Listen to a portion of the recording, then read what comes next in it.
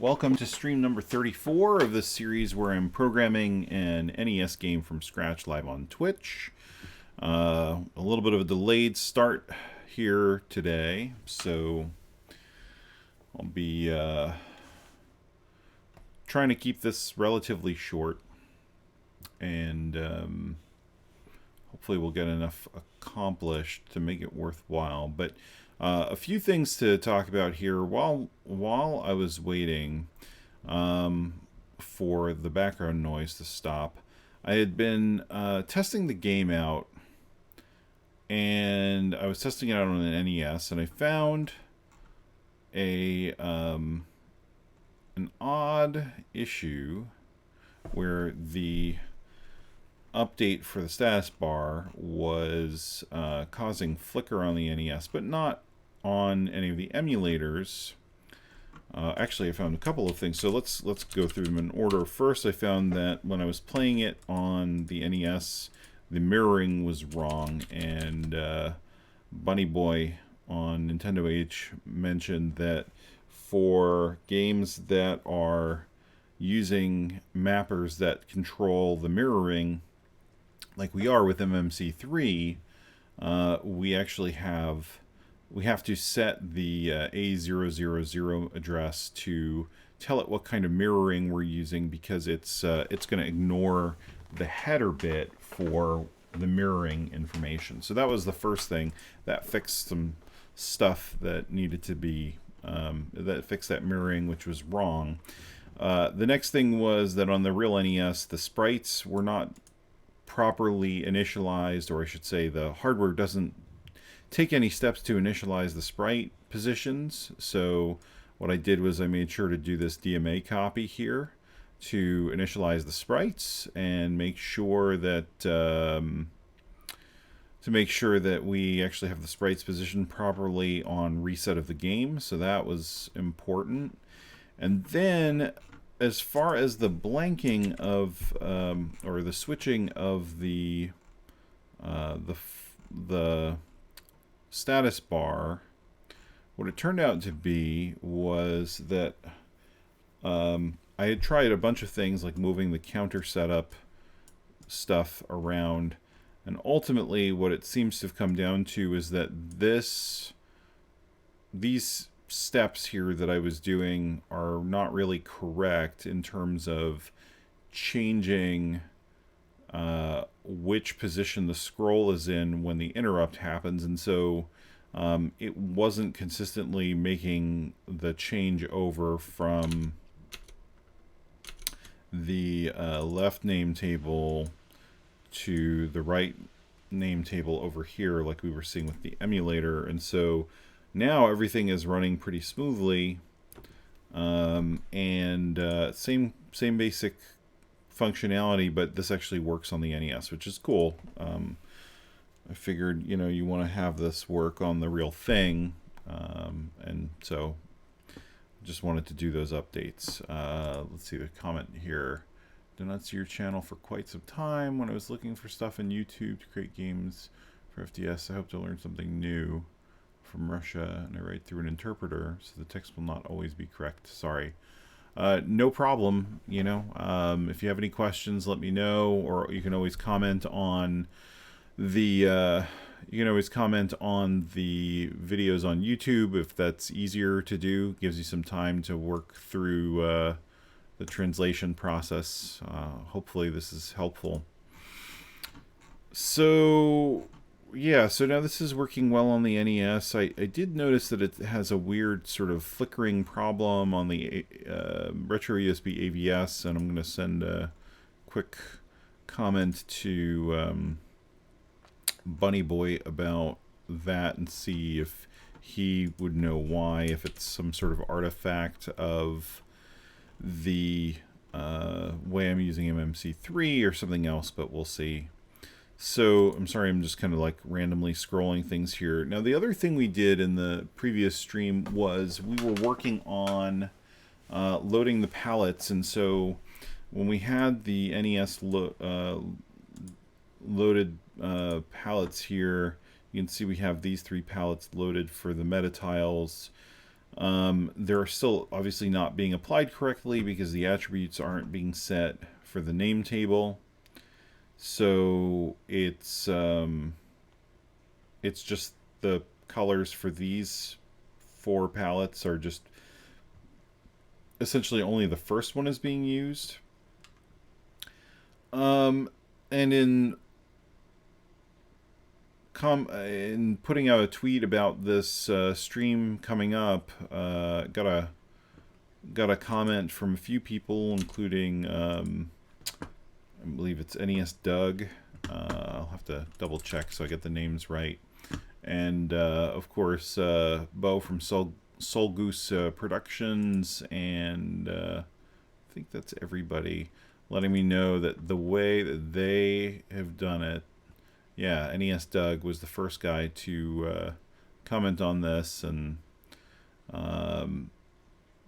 they were saying that the way that they do this is that they simply have memory where they've set up these colors, and then they just copy it on the NMI every time, so that basically in your game loop, if you need to change your palettes, you are doing that without having to worry about the timing or anything. You just, in your game loop, you update your memory, and that memory then gets copied into this memory here in the PPU.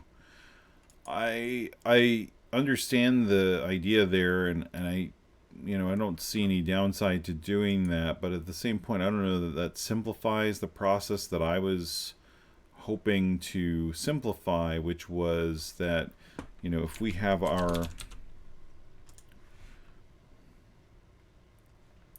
map here, right, and the map consists of our metatiles. Can we zoom in? I don't remember. Let's see. Yeah. So, come on. No, Control Plus. So this is our set of metatiles for the game, and let's restart this here for a second. So we're actually, well, that's interesting. So we're starting a little bit up in the level.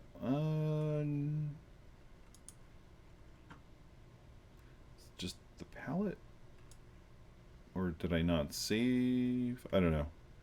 I'm not sure why it looks like we're offset by. Oh, you know what? Maybe, let's see. Oh, I know what it is. It's the metatile order. It must be reversed, and so it's switching which metatile. I mean, that's okay. That's not a big deal. But anyway, so my point was that when you look at this, with the tiles we're using right now, we don't have an issue with the palettes because we're not using more than 4. I'd wanted to be able to handle if we need to switch palettes in and out, but I think what we should probably start doing at least first is getting the palettes set up correctly, and then we'll deal with dynamically changing palettes. I have an idea of how to do that that I think would work, where we can essentially pre-analyze this map, and yeah, so basically what we would do is we would, sorry, I was testing out the stylus here. So what we would do is, let's say we've got this map here, right, where, oh, it's like, why isn't it drawing? It's drawing, it's just drawing white on white. So we have this map that we are trying to load, and it's more like that, right? And this is the screen, and the screen is moving up this way, and what we can do is we can look at every metatile that's part of that map and look at what palette it's using, and then based on the palettes that are used here all the way up to however many screen's worth we have, we can look at essentially like a reference count of what palettes are used across all of these metatiles that we have in this level. And then if we detect that we have too many simultaneously, then we can kind of throw an error. But also we can effectively determine when we should be swapping palettes in and out based on what position we're in the level. If we were going to be handling more than 4. But let's start off with the simplest case. Let's make sure we've got our metatiles loading properly. Let's make sure that the palettes are, in a pretty straightforward way being managed, and then we'll worry about the dynamic swapping aspect. So in the asset tool, the tiles do look okay. They mirror what we've got here. So my guess is that it's something in the assembly code that is potentially not loading, or maybe I even did something purposely where I swapped them. That might actually be right. I think I might have done that, and I don't remember why I did it, but I vaguely recall that I had swapped these.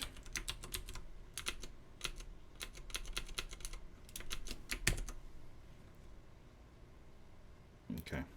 Yeah, and so you can see now the gradient tile is the outer one. One other thing, that's the other thing I wanted to mention. When I was looking at it on the retro USB AVS and versus the actually on the NES, you don't see this problem.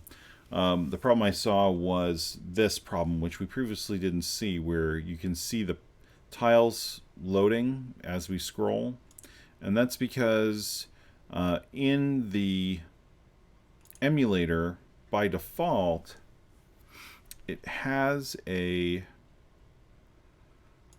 setting here where you can see the first line is at 8, and then that cuts that off.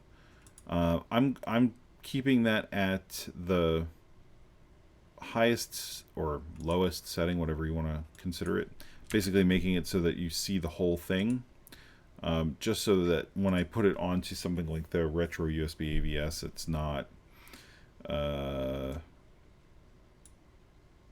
going to be a surprise that we see that behavior. I mean, that's normal. That's the name table updating. It's just on a CRT you wouldn't see that, because that would be drawing outside of the view of what the NES actually renders, and so that's what we actually see on the real NES. And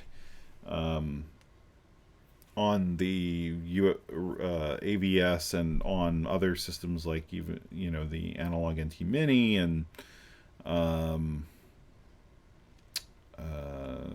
sure on clone systems too, they actually crop around those boundaries so that you don't see that behavior. So okay, so let's look at this. Why? Let's start with the palettes being used. So right now the palettes being used or being loaded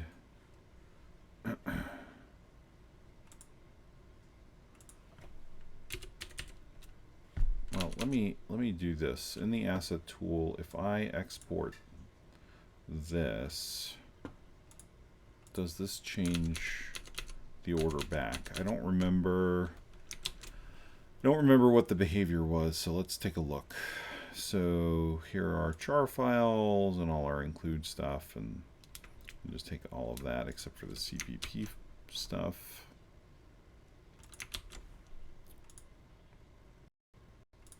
Okay. What is this? I don't think we need that anymore, but I don't know.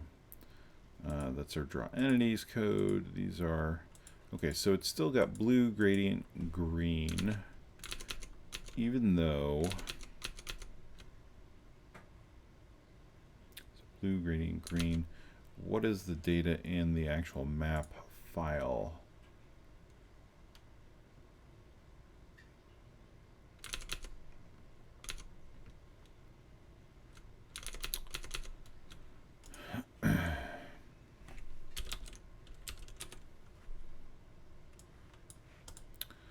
So that's tile 1 and tile 3. So tile 1, is that the gradient?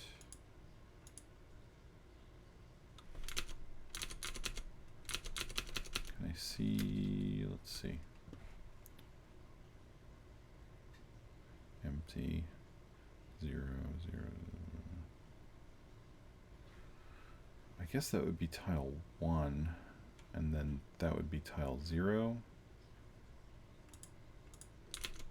Or tile 2. Yeah, it looks like blue is tile 2, and if we look, yeah, so gradient is 1, right, gradient is 1, blue tile is 2, and green tile is 3, but we're not exporting them in order, which we want to do, so let's fix that.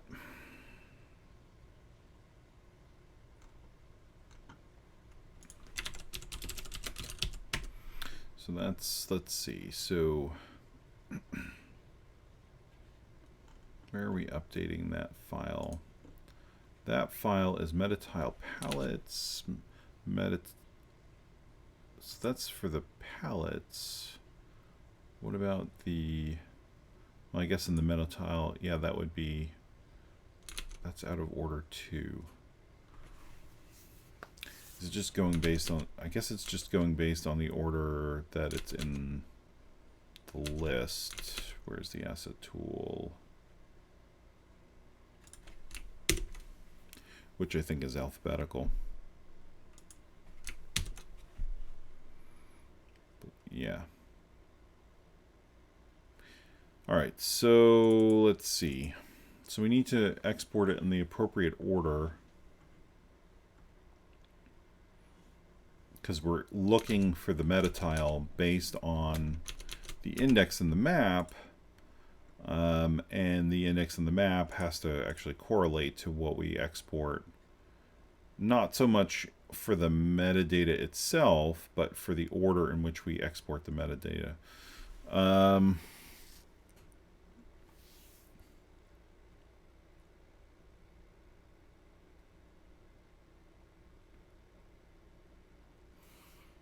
So we wouldn't know.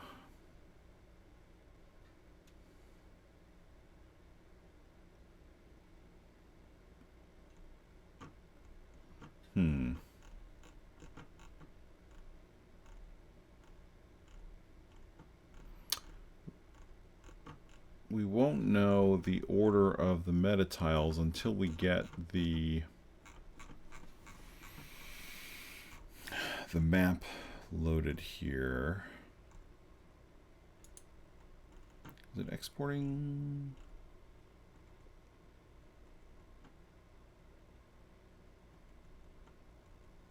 Entity char, draw entities.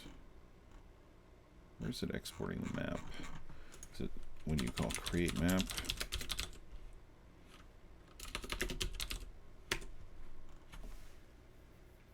Okay. So it's doing that when you click on create map, but realistically it should be doing that when we do the export. I don't know that the create map call really makes sense. Could even probably get rid of this.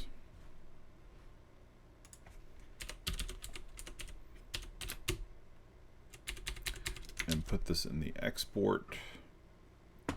And so now what we'll do is we'll handle exporting the map, and then we'll set up the list of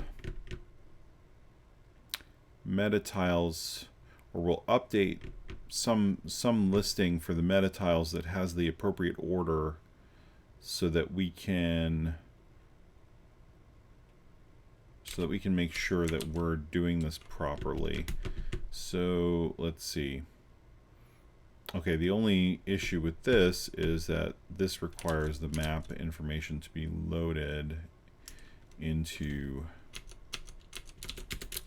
the map buffer, which isn't a big deal, except we're only doing that when it's currently selected.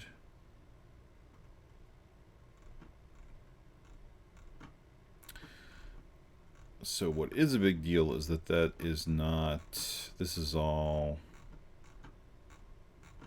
this long code here instead of being a method we can call. So let's fix that.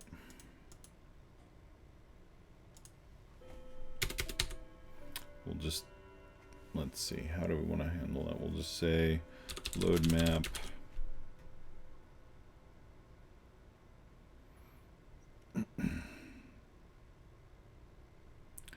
map buffer size. Well, this is an address. Map buffer size, map buffer. That should just be an address of the buffer that we're actually sending, the max size of the max map buffer, and this can select an image index equals I. Yeah, so this all can go here, and then this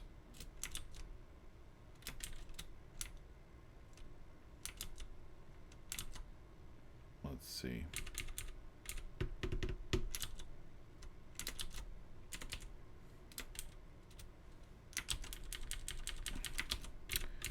So all of this stuff goes here together, and then that is JSON. So this will be the map, and then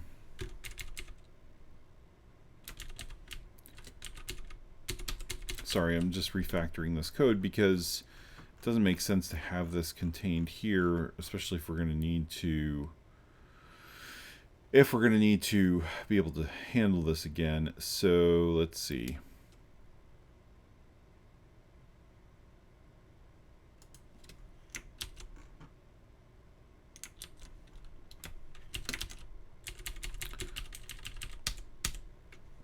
So that's that.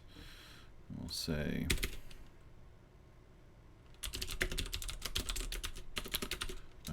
map. So this will be the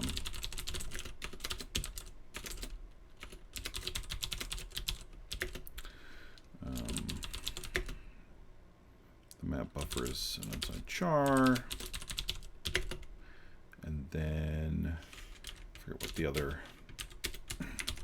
parameter was that it needed, but we'll get to that in a second.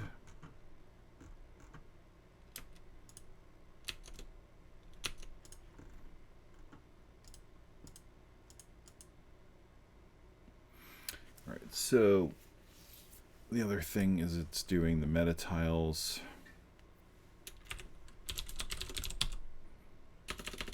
What is that? That's an array of metatile data, right?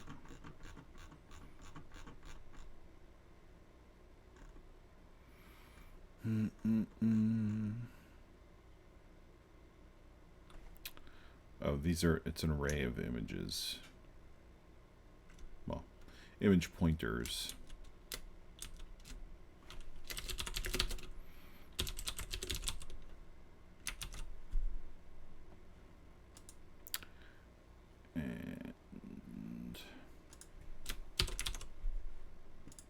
Map metatiles is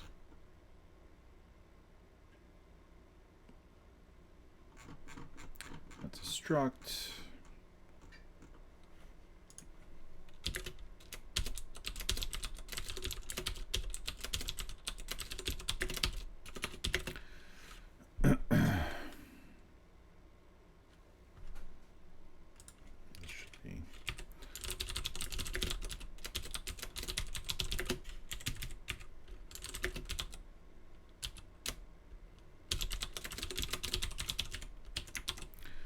So this should be max map tile buffer.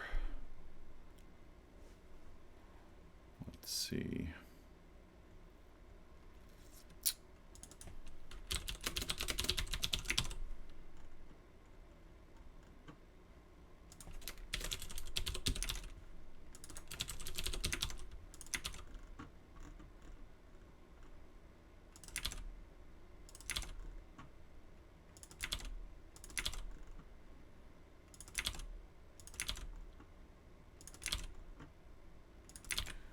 So let's see.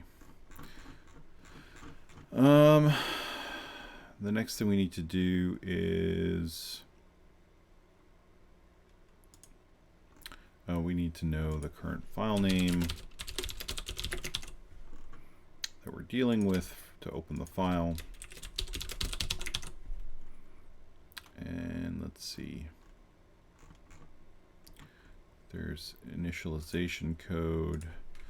This should be that. Let's see here.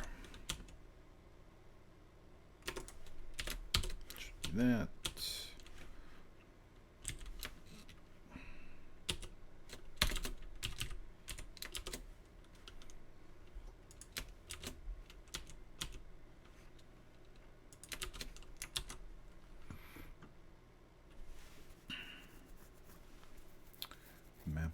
Buffer, map width and height.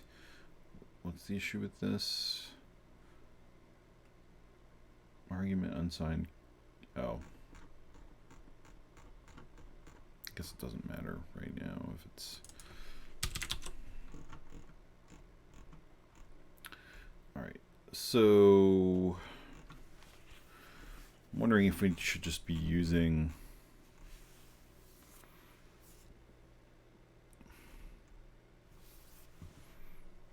a struct to handle this, because the other thing we need to be able to get back are the width and height. It's a little messy.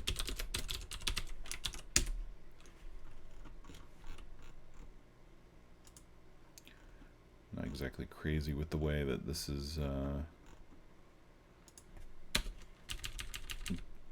working, but let's get it working, and then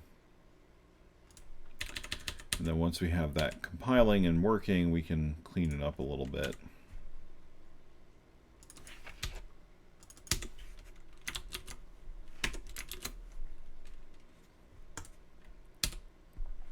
Load map does not take, no, it certainly does not. All right, so it needs current file list I name, map buffer size, map buffer, max map buffer size, let's see, metatiles, map metatiles, which that is, I believe, already an array. Okay. Max map. Is it max metatiles? It's max metatiles. And then map width, map height.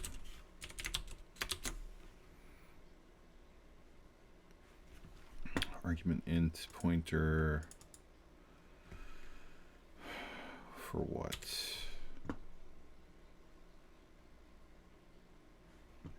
Unsigned int pointer. Oh.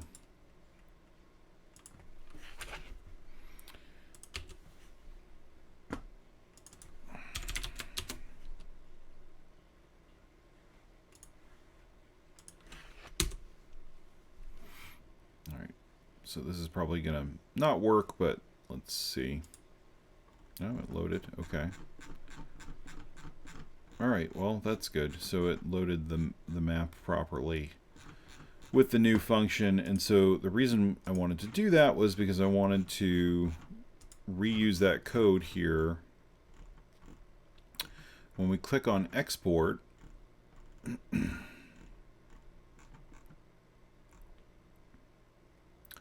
I want it to use that to load the map and have everything that we need for the map loaded in. I'm trying to think about this now. So for one map, this will work okay, but unless we're using the same tile sets, we're going to have a problem.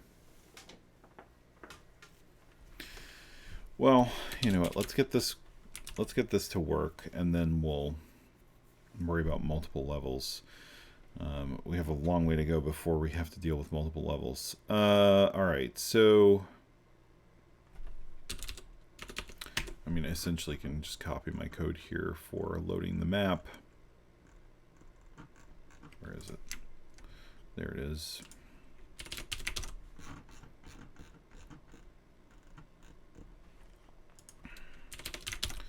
So that's loading the map data. It's loading all the relevant metatiles. Oh, that's what we need to do. So for I is equal to I less than, what is it? Current item count plus I. So what we want to do is we want to say if is JSON current item, current file list, I name, then we load this map. And then for the map, we're going to do all this export stuff, all this export goodness. And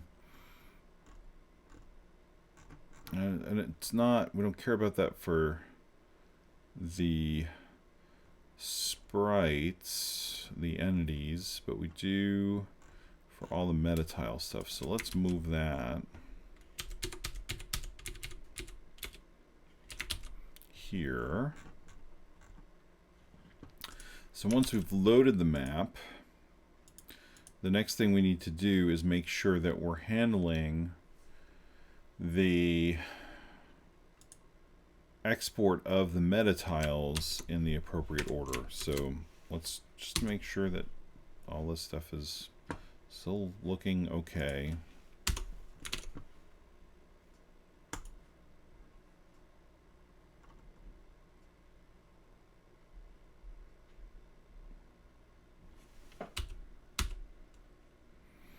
Map height is 0. That's no good. Why is that? Oh, damn it. Let's see. If yeah,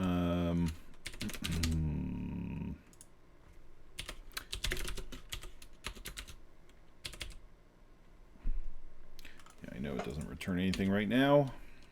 Let's fix that. Now, of course, all of these returns are going to be broken.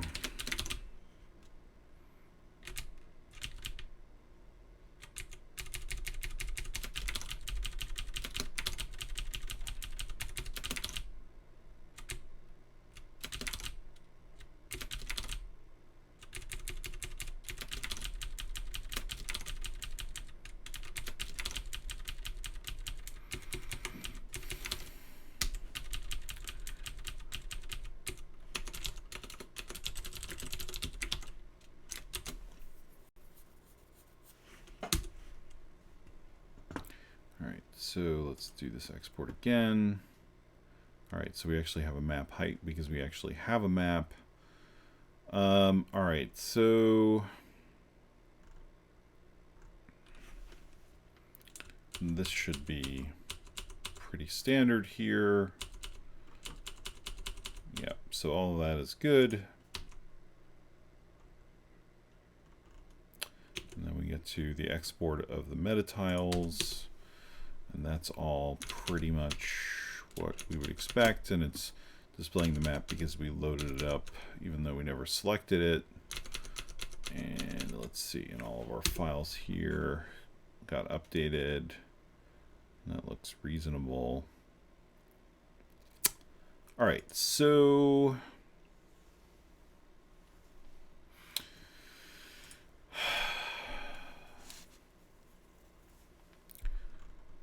now that we have the map loaded and we have the metatiles, the map metatiles loaded, what we would want to do is we want to, I think, iterate not over the list of all of the files, but actually the list of the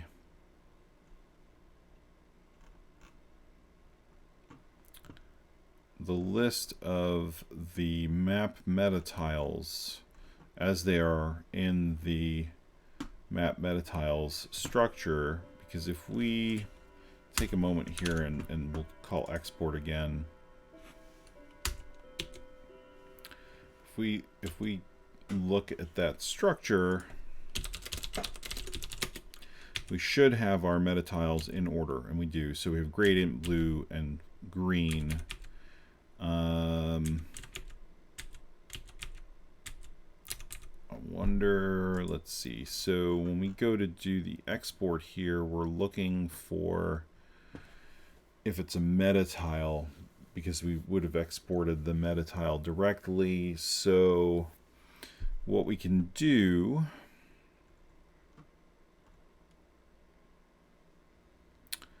instead of this loop here, let's redo this. Do we have it? I think there's a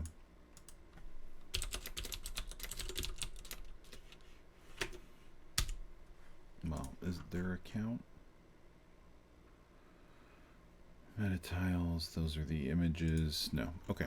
Well, that's easy enough to, because the ID will be 0 and ID 0 is reserved.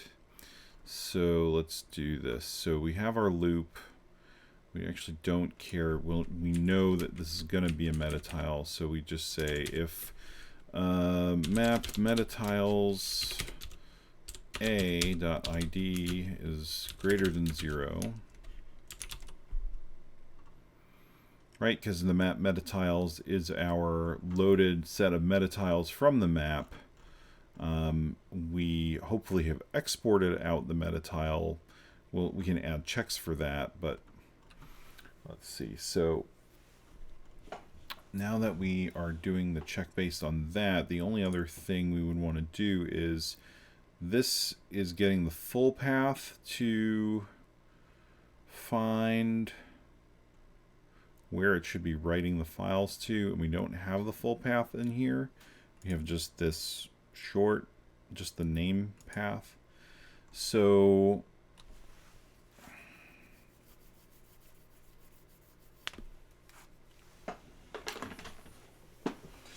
I'm wondering if there is an easy way for us to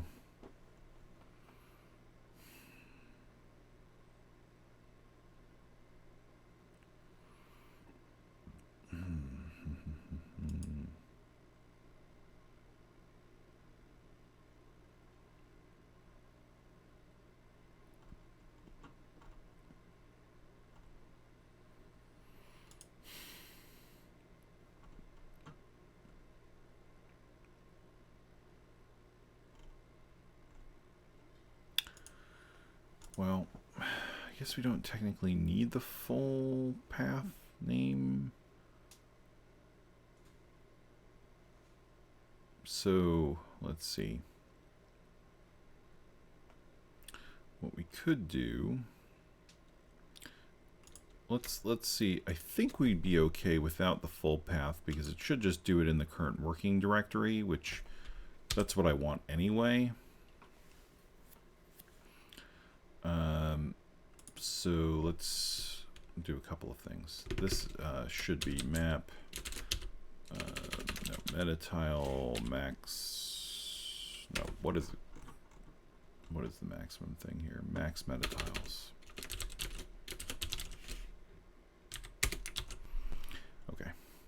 So then the next thing is we say map metatiles a name. That's length, and then we do this, and then that should do. We don't care about this. Load metatile. Well, we do care about that. That's got to have the right name. So, do we need to be doing?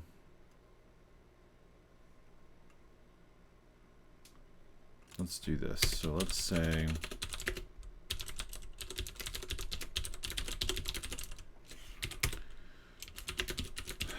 add that buffer, and then we'll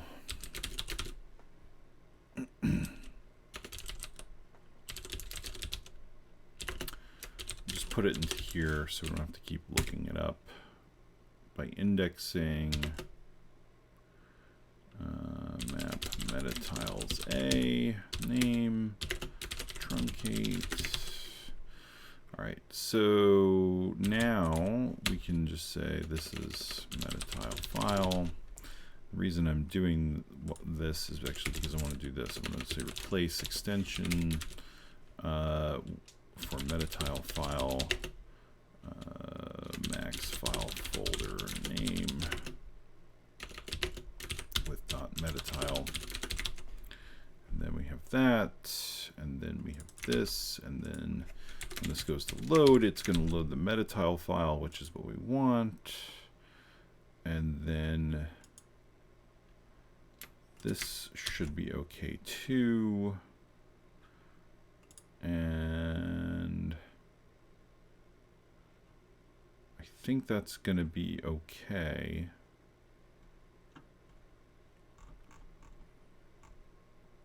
And then we're going to have the ordering correct, I think. I think that's right. So if I export, we hit the breakpoint. Let's do this. Let's go and look at what the first metatile is that we process. So let's see. So that's map metatiles a. That's gradient. That's good. So I think that's going to work. Let's see. Hopefully it didn't create a whole bunch of new files with wrong names. Doesn't look like it. Let's see here. Just to be sure.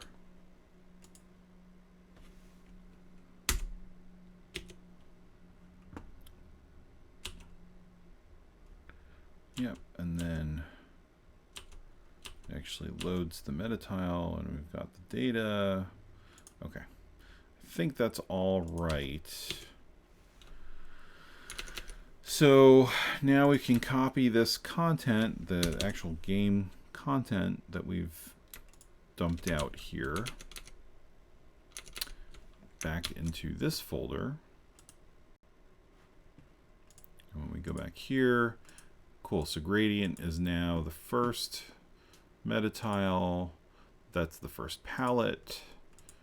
If we build, what's the problem? Is it 1361? 1361. Oh yeah, we're still not filling that out properly. That's okay. Oh, it's lowercase now. And then that order has to change.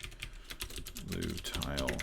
We can auto generate that now, I think, right? Because we just have to add title screen palette automatically, just to deal with the fact that the title screen is still kind of out of the scope of the project. And let's see. Okay. So now the metatile, the gradient metatile is loaded properly. The palettes are in the order that I expected them to be in. That's cool. So let's fix this. Let's get this loading. let's get this built properly. And then we can talk about setting the attributes for the blue tiles, for the blue tile and green tile, so that they actually have the correct colors. Alright, so what we need to do, it looks like, is we need to, in metatile palettes, maybe we'll do it in a separate thing. We'll just say include metatile table.inc or metatile palette table. Where's the asset tool? So what we need to do here is, in addition to all of these things that we're exporting, we also need to generate a little more.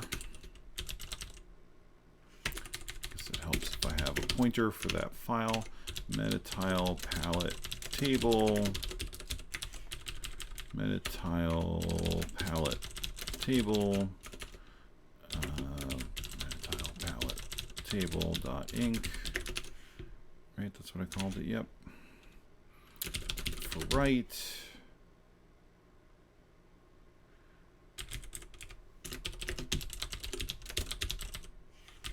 Okay, make sure that's a valid file. Let's write the include header here, just so it has that boilerplate automatically generated. And all right, so now we need to do this. So filler tile will be static. We'll always have that defined in our code. What we need to do is we need to write the following. We need to say, okay,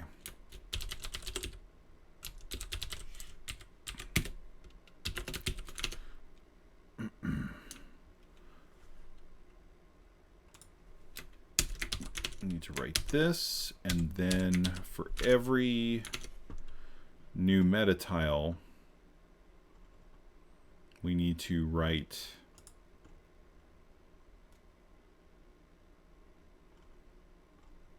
we need to add the name here, and then finally add on title screen palette, and then we're good. So what we can do, we can just do this. We can say write metatile palette table, oops,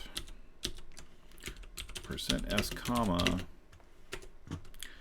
temp, because that temp is a stripped, it's the name stripped of the extension, which is what we want, because we just wanted to say the name that correlates to this label that gets created.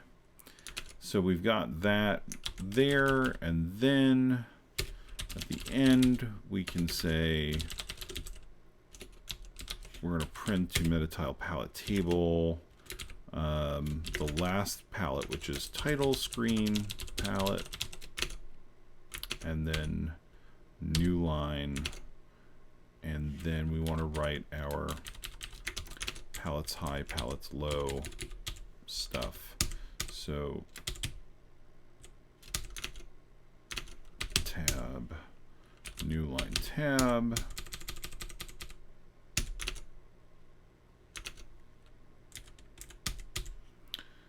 new line, oh, there's no tab for the label here. So, right, we're just generating essentially the same code we have here already. And then we can close that because we're done with it.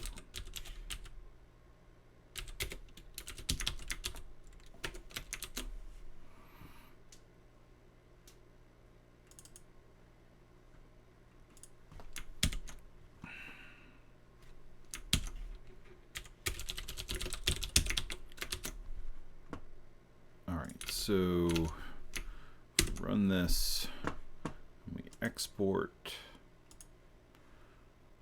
we should see that a new file got created, the metatile palette table. And if we open this in Sublime Text, this is our automatically generated code. Did I add an extra comma accidentally? I did. We don't need that.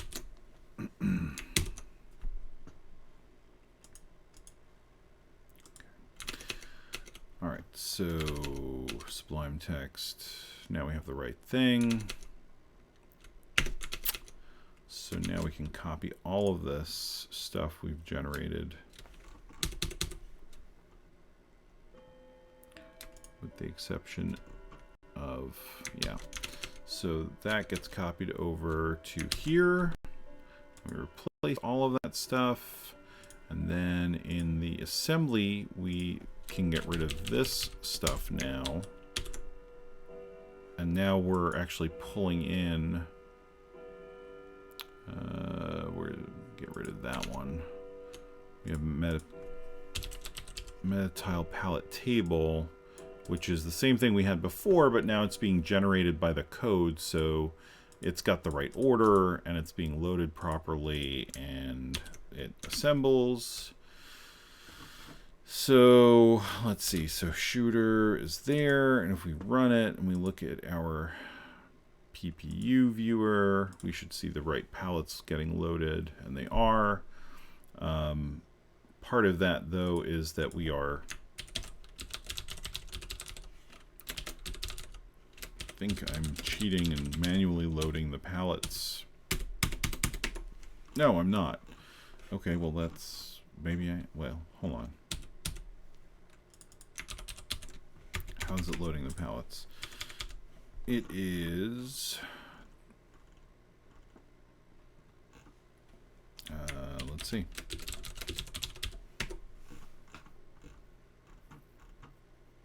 Load tiles.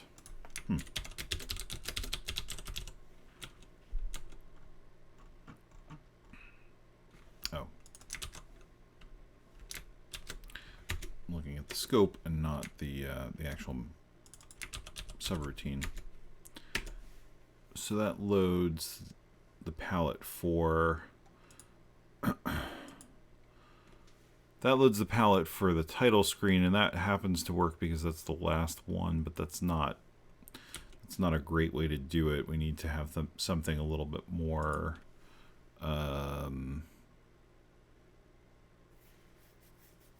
something that's going to be a little bit more well defined. All right, so now the issue is we're hard coding loading the palettes in order.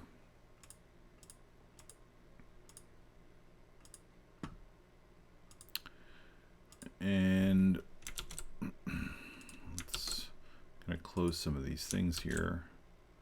We have a lot of files. All right, so now that we have that generating the map and the metatiles and all of that other good stuff.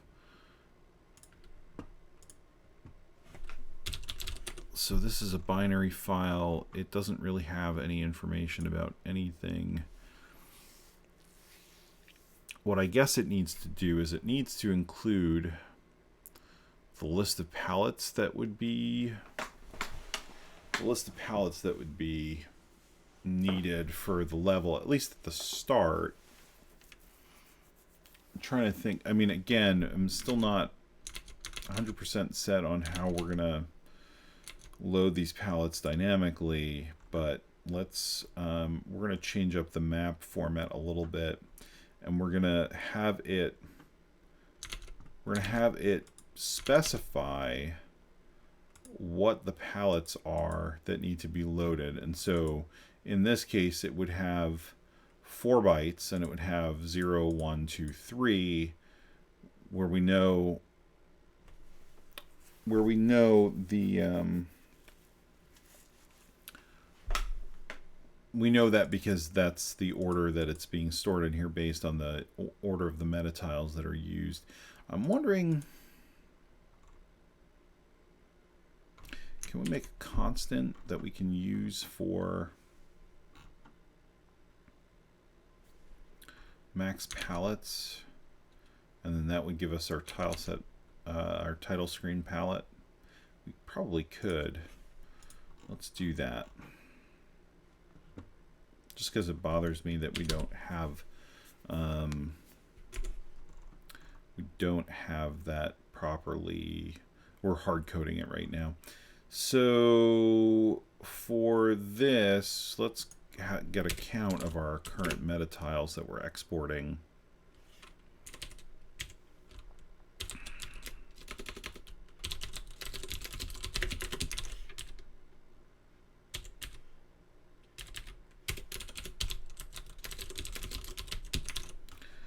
And then what we would want to do is here we would want to say title screen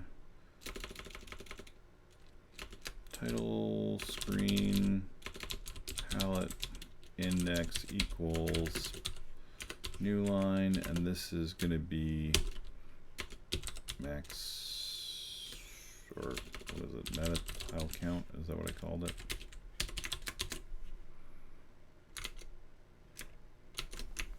All right, so export the project, then get that,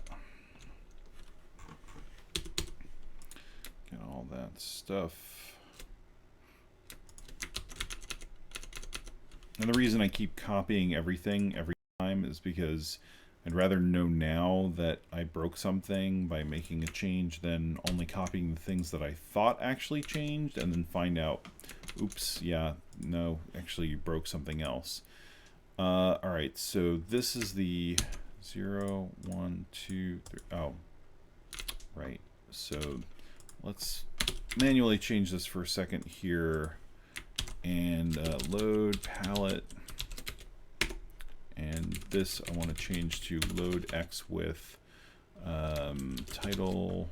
What did I copy it? Yeah. Didn't use zero page addressing for.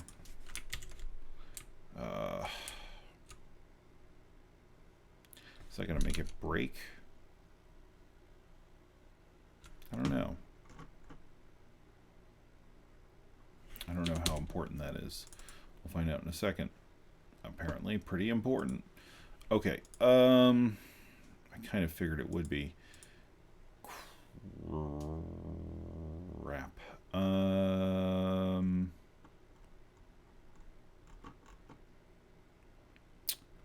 Well, what if I just made this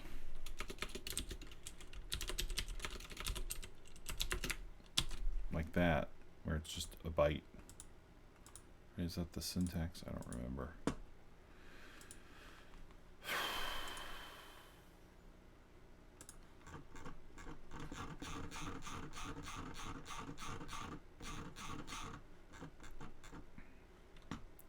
So if I just make it a byte, and the value is 4. Illegal addressing mode 465. 465.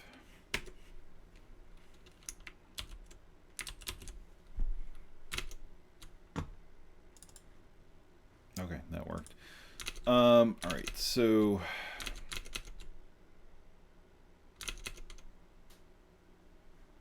just got to change this. So the problem was I was trying to define this constant here like this, but it's complaining because I'm not doing that in the 0 page where we have all our variables defined. So what I have to do is just make it a constant value like this. That's fine. That really doesn't impact anything. That's what's the matter? Oh, it's open still.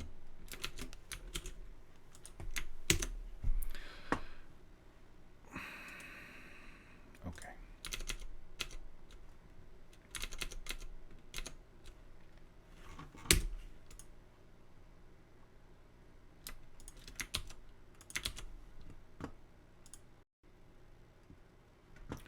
Right. Oh, it's still, damn it, it's still off by 1. I forgot about that. All right.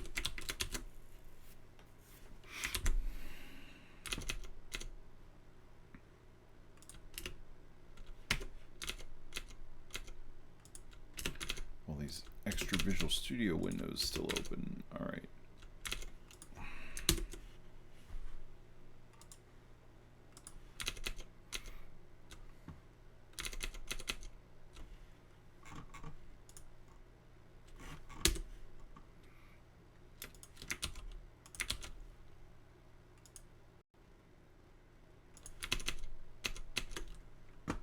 Okay, cool. So that's got byte 4.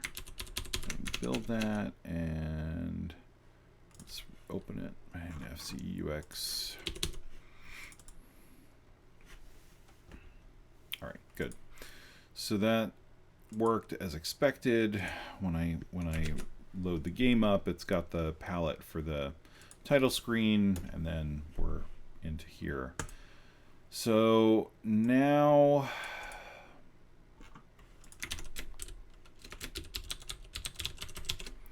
we need to change this. We need to fix this. This is currently loading these palette values in.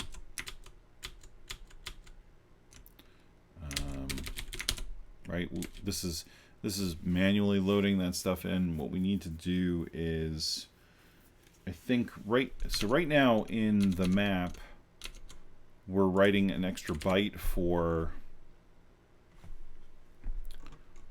We're writing an extra byte for the size of the map, the height. I think what we want to do is we also want to write the initial palettes we should be loading.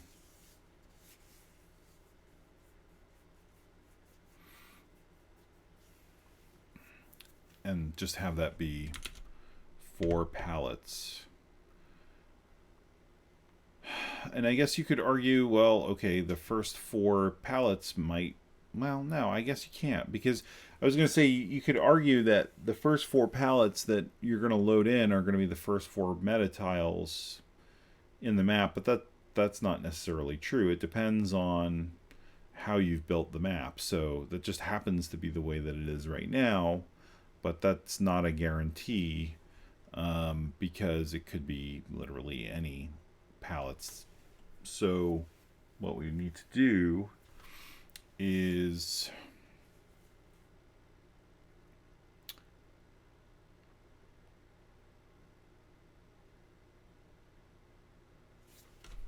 we need to look at the order of the metatiles in the map metatile structure here, because that's going to be, well, no, that actually, so that is going to be a problem. So that's going to be a problem, because let's say we have, for argument's sake, you know, like 20 different metatiles that we use in this level. It's a pretty big level, all this stuff, right? We have all these things on screen. The first 4 metatiles are still going to be 1, 2, 3, and 4, but they're not going to be representative of what metatiles are on the map in the first screen that we've written out. And so what we actually need to do is look at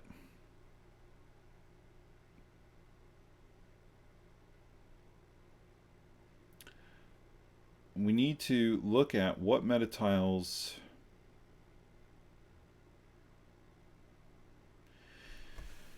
what metatiles are used, and then how they should be written into memory, and then what the attributes are for them.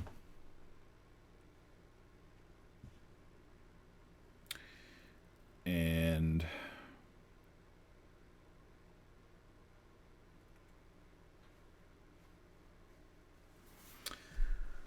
that's a lot more. So let me think about this for a second. I'm not sure we're gonna be able to do that tonight. Just what we need to do is we need to say, okay, given this first screen, here are these metatiles.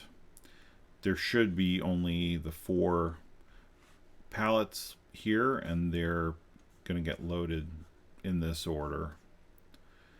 And the attributes that need to be written for this screen will correspond to what metatiles are, have these palettes loaded. So we actually have to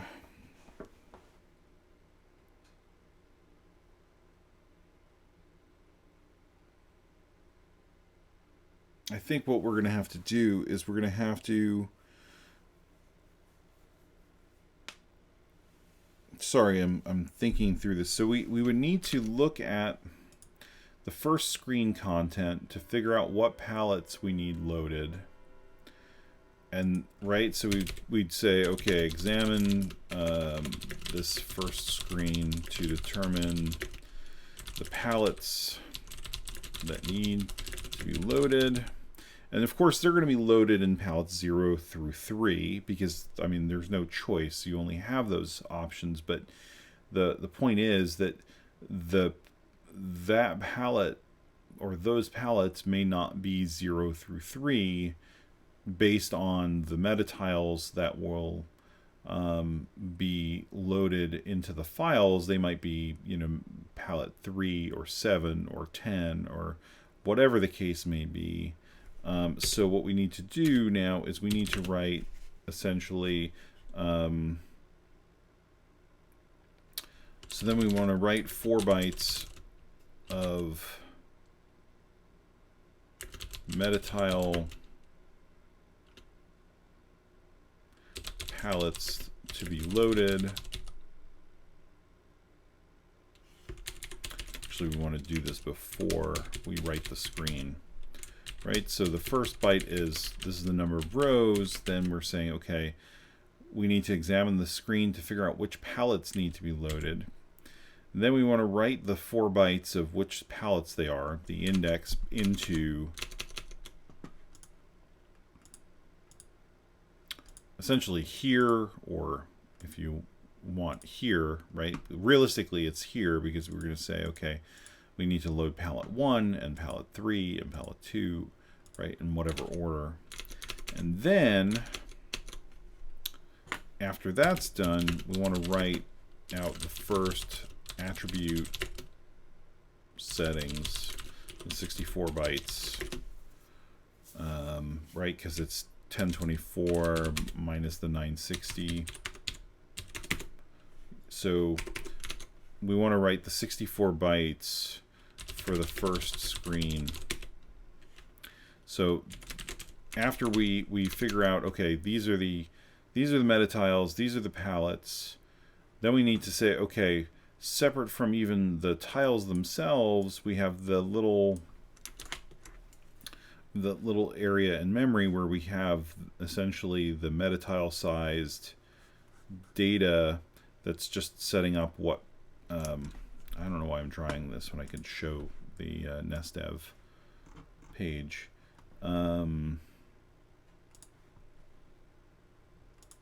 We have that attribute table, which corresponds to the size of our metatiles, and we need to write out which palettes to use there, and then the question is, how do we know what additional palettes, if any, need to be loaded? And that's really the harder part of all of this. Like this part here with the figuring that out, that's not that difficult, because if we never change it, where we're always using the 4 palettes, then our work here is done essentially, right? We've figured out, okay, for this map we are only using these 4 colors, or sorry, I keep saying that, 4 palettes. Load the palettes into the PPU appropriately, and then set up the attribute table. I guess the only thing that might throw a monkey wrench in there is that we know there's that half metatile row, and so we'd still have to be updating the attribute table periodically. But even that, we're not dealing with loading palettes in dynamically. But I guess as long as we're keeping the offsets consistent, like so I'm thinking about, you know, additional levels now. So like when you have one level, packing this isn't too hard, right? Because you've got your palette info, you've got your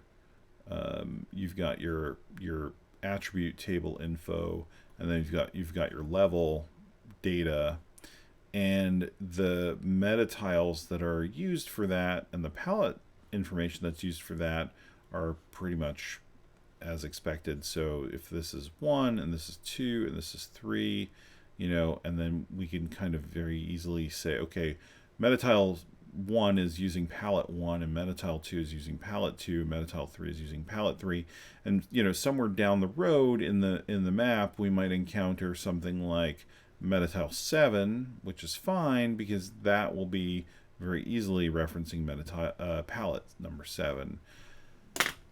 So the question becomes, in tiled, can we offset? We have to look and see if there's a way to offset our tile sets that we're using in order to facilitate, and we may have to do that ourselves and reorder it, because what I'm thinking is that then for, let's say, the next map that we have, we want to keep that, I would want to keep it consistent so that we don't have to have, where is this? I don't want to have to create, you know, like palettes 1, palettes 2, palettes 3 for the different levels. I'm thinking we could have this for every single metatile set we're using.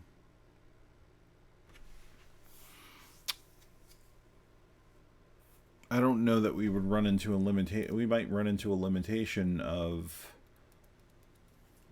how many metatiles. I mean, I can't foresee us using more than the 255 metatiles in one map, but over the course of many maps, maybe we would. I don't know. That's something I got to think about, but we've got at least the palettes loading properly for in order in the ROM, and it's not hard-coded here anymore like some of the other stuff that's still hard-coded. Move sort of the hard-coded stuff all together.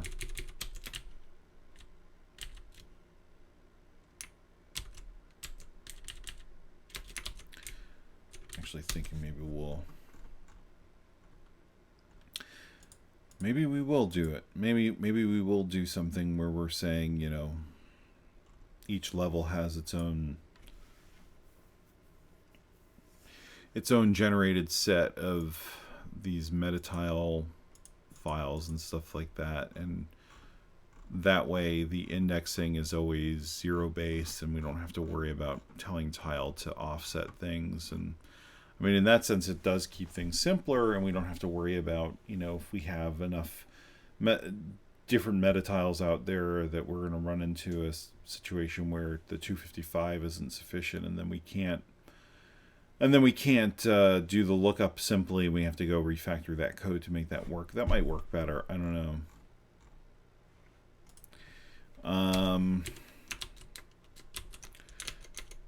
Well, I'll think about that and come back to it next week. Not next week, sorry, Thursday. We gotta figure out what we're doing here, and then we can hopefully move on to the dynamic loading of the palettes if we're going to support that.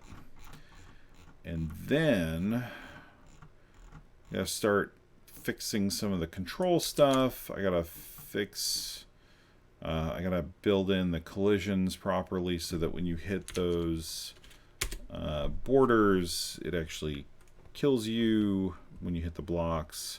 We need the status bar. You know, a lot of stuff that still needs to be done, but making progress. Probably want to actually think about having the multiple level support properly done, even though that means a lot more reworking of the asset tool, which I know isn't directly NES programming, but if we can get that working, then then we get multiple level support for when we're ready for that.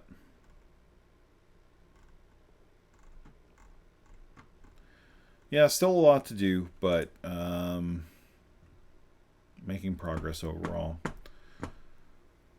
All right, any questions from anybody on the live stream here before we wrap it up? I see a few people were typing in.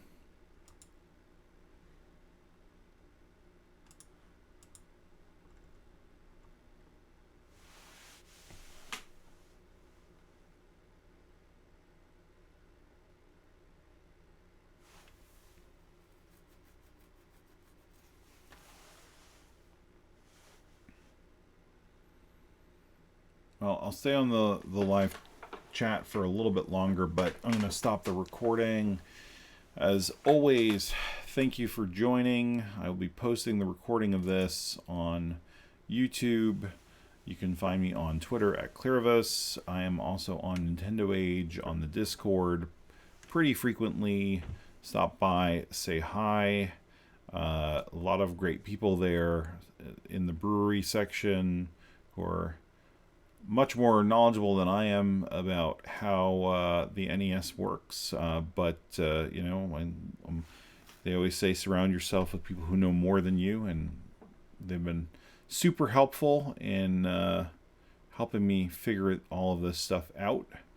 And yeah, comment on the video on YouTube if you have any questions, and I will see you on Thursday.